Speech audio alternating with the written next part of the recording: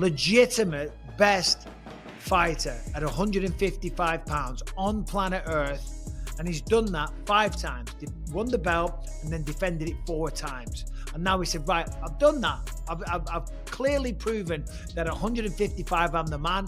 Let's see if I can do it at 170. It's incredible. UFC 320 is just around the corner, and a lot of pros are already saying Islam Makhachev shouldn't underestimate Jack Della Maddalena. JDM, on the other hand, feels really good about his skills. He's actually hoping to break through Islam's grappling and even finish him in the very first round. Both Jack and Israel Adesanya have looked at Islam's grappling, and they notice something. When Islam gets on top, a lot of fighters just freeze up, and that gives him time to move forward. Jack's plan: stay super active, keep moving, and don't let Islam settle. And Izzy? He pointed out that Alexander Volkanovski used a similar trick. Volk was always thinking a few steps ahead, even using butterfly guard to escape.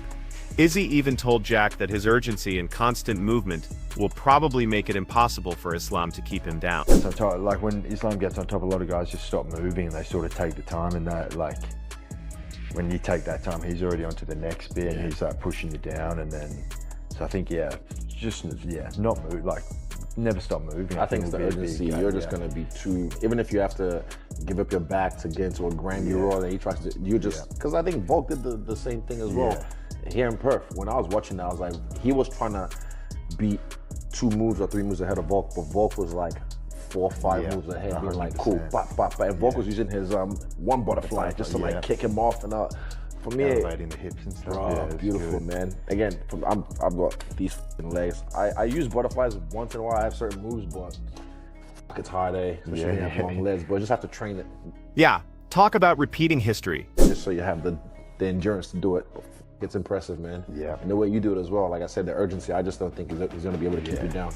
Israel Adesanya actually thinks Jack Della Maddalena will eventually break Islam Makhachev's grappling game at UFC 3. He's picturing it happening after Islam tries a few takedowns, maybe around the 3rd, 4th, or even 6th attempt. Izzy believes Makhachev will eventually realize Jack just isn't staying on the ground. And when that moment hits, Jack will know it's his chance to strike. Then there's going to be a point in this fight, this is just my biasness speaking, it's just like, there's going to be a point where by the 3rd or 4th takedown attempt, maybe 6th takedown attempt, and he realizes, oh, it might be the 2nd round, 3rd round.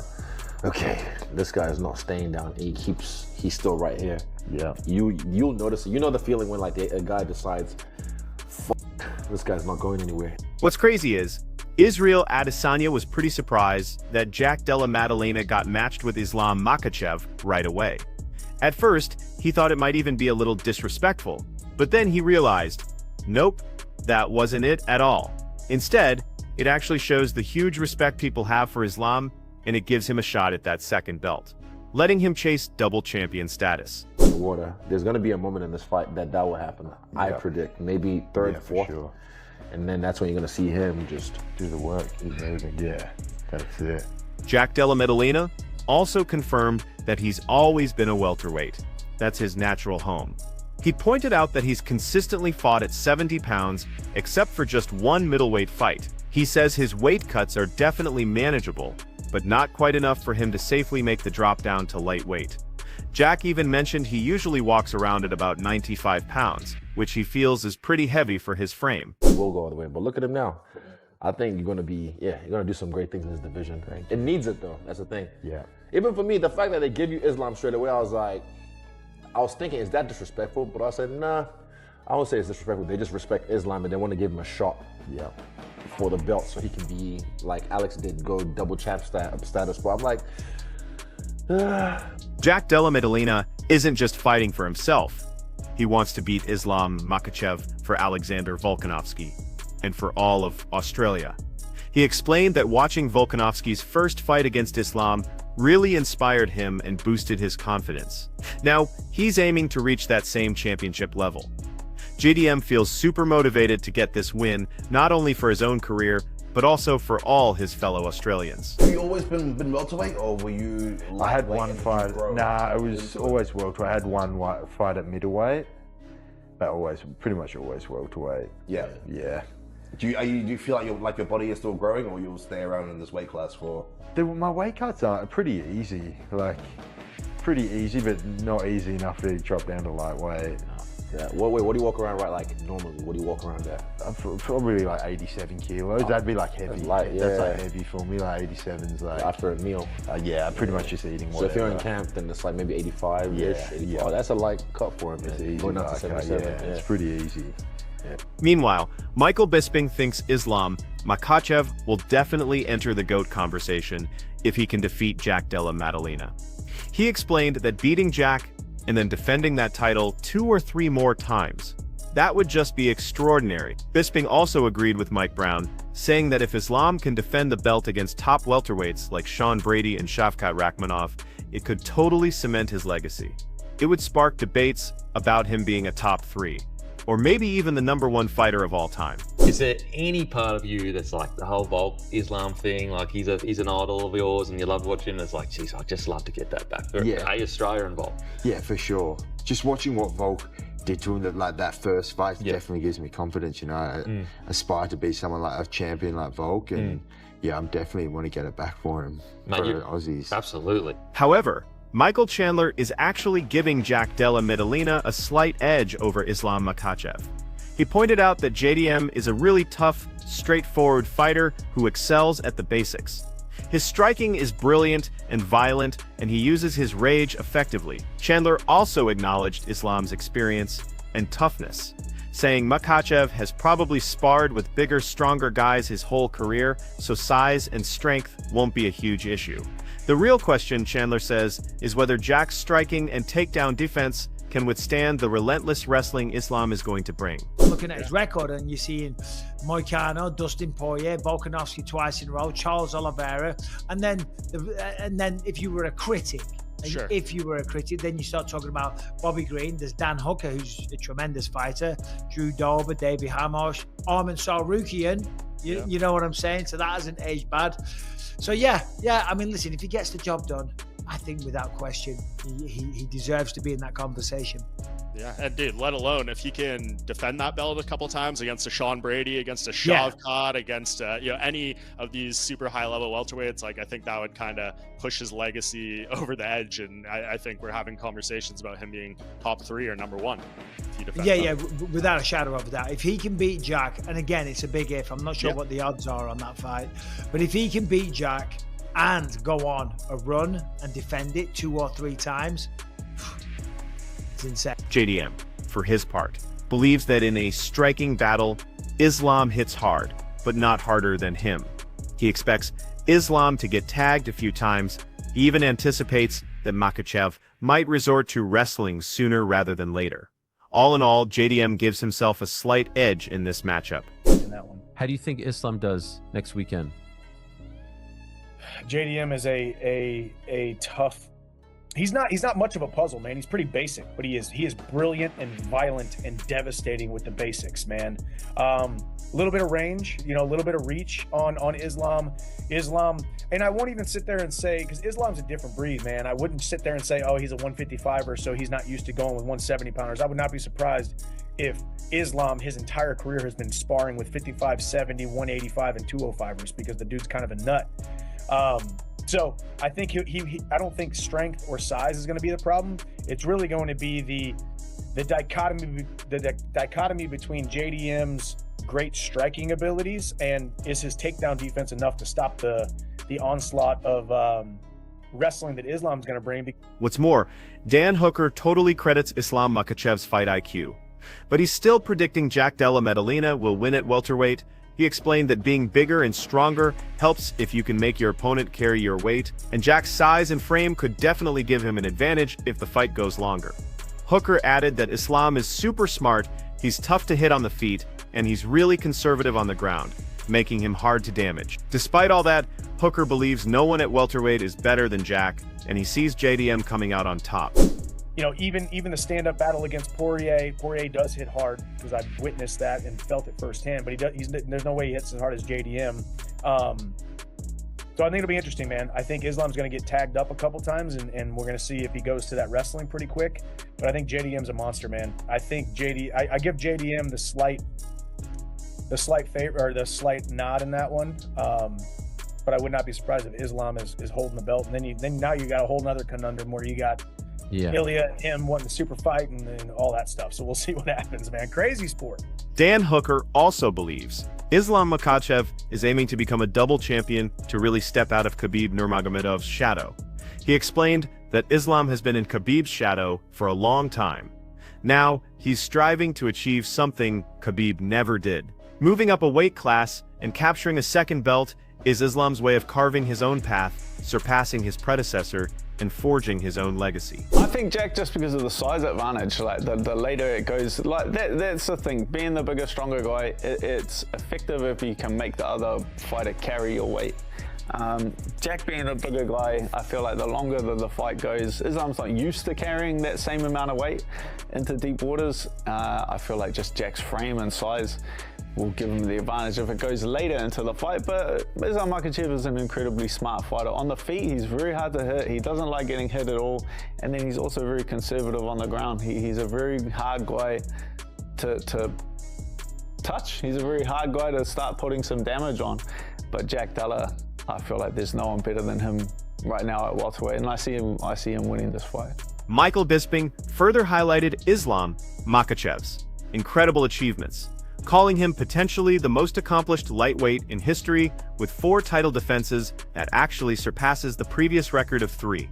He praised Islam for moving up in weight, for seeking new challenges, and said that fighting on big stages like Madison Square Garden is exactly what fighters dream of. Bisping also noted that while Islam has earned a great living, he could always return to a quiet life in Dagestan, having already proven himself against the sport's elite. I'd say the pressure's about the same, more for like coming from Jack Della, because he's fighting the smaller guys. Like, you're not whenever a fighter moves up a weight class to challenge for that title, it's Jack defending his belt. He's warding off the enemy, and especially from a smaller weight class, he should be the guy with all the advantages coming into this. Makhachev, though, he's striving for greatness. He's striving for something that from someone from his team, like that's him. He's kind of been in Khabib's shadow for a very long period of time. So he's thinking, how do I step out of Khabib's shadow and surpass him and move up a weight class, become a double weight champion? Is something that Khabib never accomplished. Michael Bisping absolutely applauds Islam Makhachev for moving up to welterweight and calls him the most accomplished lightweight. Bisping admires that instead of just chasing another belt with no rest, Islam chose to challenge himself in a higher weight class, aiming to achieve something no one else has done before. He described the move as bold and truly remarkable, showing that Makhachev is pushing boundaries and testing himself in a new division after cementing his legacy at... I think I'm right in saying this, the most successful lightweight ever, defended the belt 4 times. Yep.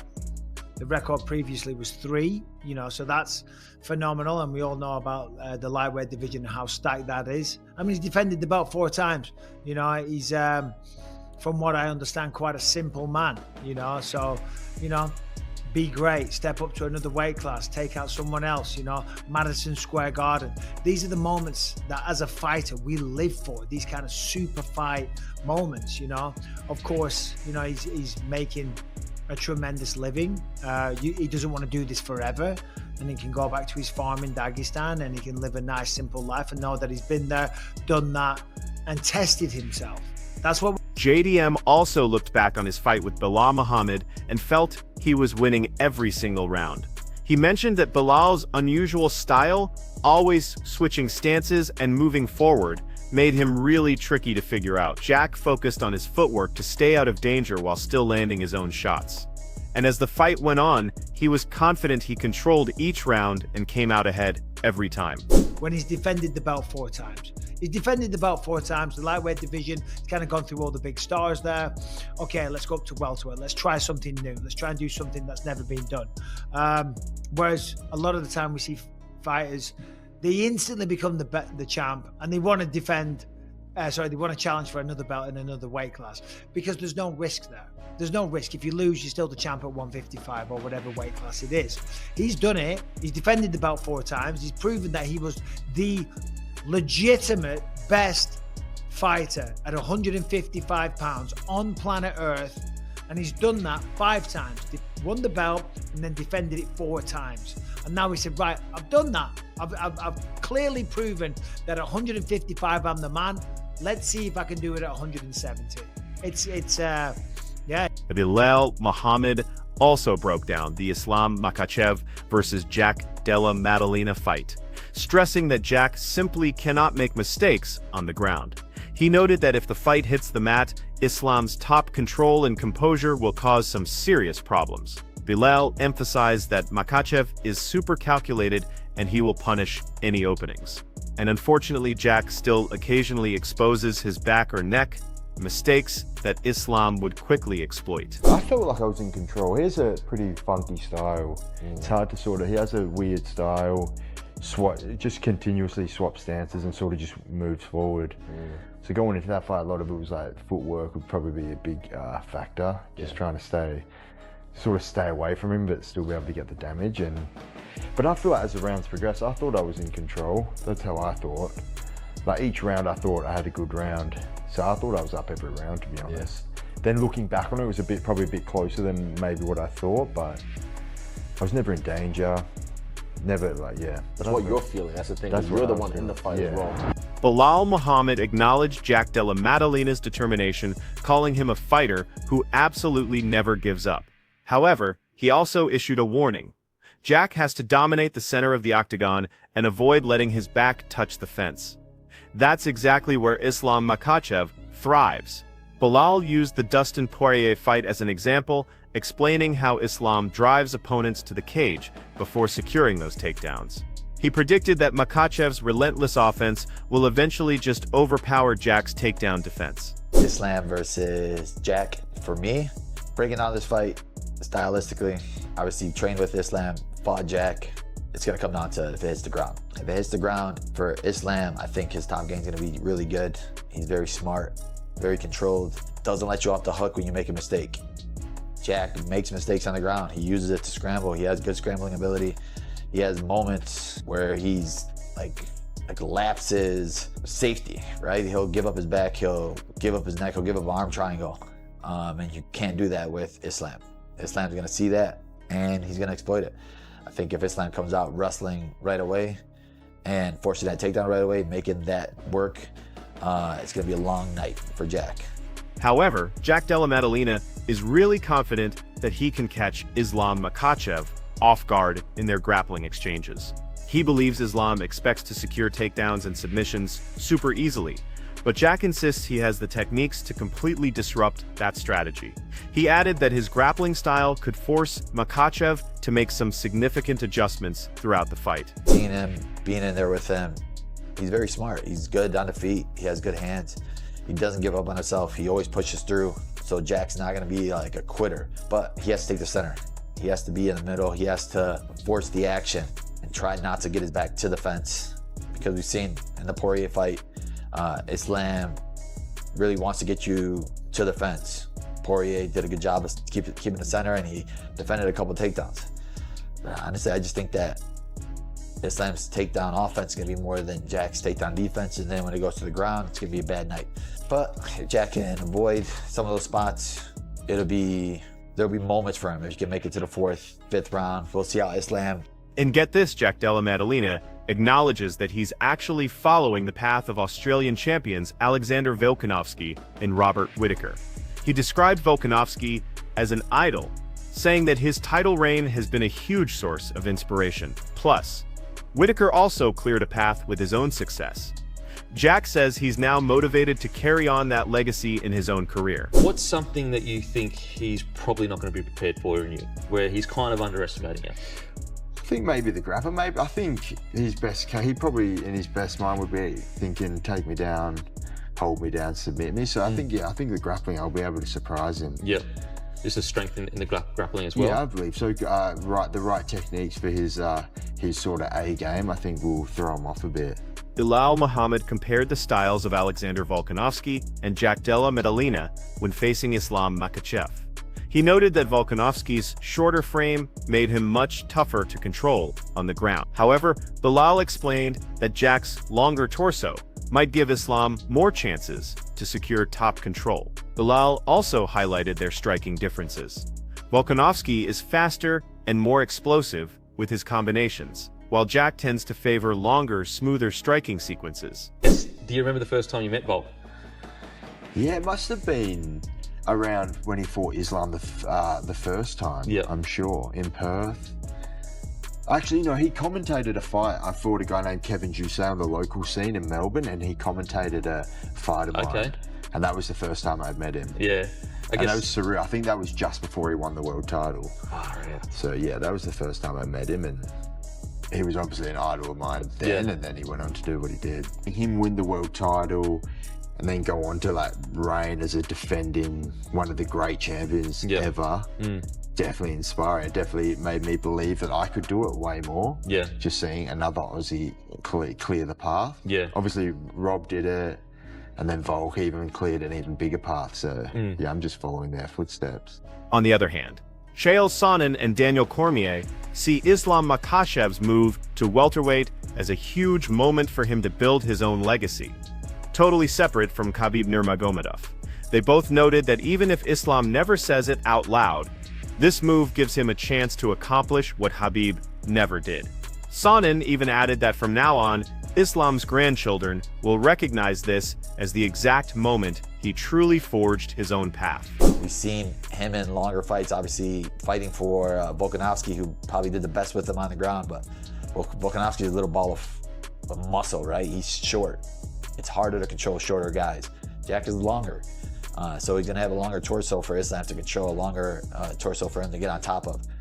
Volkanovski made those spots harder because he's very short, he's very hard to read. Even with the striking, he's like a little bit more faster with his combinations.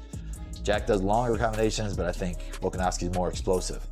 And like I said, it's always harder to fight shorter guys. And fighting in Australia was a very hard spot, I think, for Islam. You really have to, don't you? He earned this the hard way. He cleaned out a division, maybe the hardest division in the sport. He's moved to another division. This is what it's all about. And not to mention, it's something he will never discuss. But if you don't always want to be the heir apparent to King Khabib's throne. So that's a wrap for today's breakdown. What are your thoughts on this incredible matchup? Drop your predictions in the comments below. And hey, if you liked what you heard, make sure to hit that like button and subscribe to our channel for more. Something that Khabib didn't do, and this is his opportunity. And I know inside that's not his motivation. He is not trying to show up Khabib, but I am just suggesting at some point his grandkids are going to look back on his career and they will now have something they can turn to that is different than Uncle Khabib. Yeah, he said that the other day. Somebody asked him, like, well, if it doesn't matter for you, he goes, what a stupid question. He goes, Khabib's my brother. He goes, I don't want to do anything better than him. He goes, we do this together, but this is for my legacy. And right now, Islam's on the verge